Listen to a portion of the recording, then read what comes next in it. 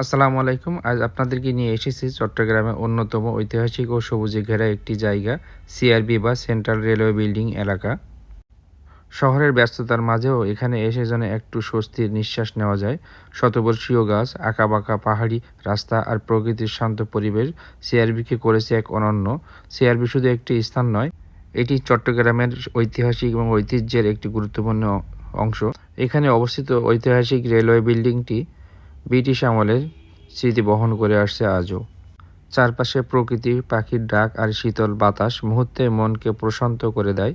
তাই স্থানীয়দের কাছে সিআরবি নামে পরিচিত এটা। আপনি যদি কখনো চট্টগ্রামে আসেন তাহলে এখানে এসে একবার হলেও ঘুরে যেতে পারেন, খুবই ভালো লাগবে।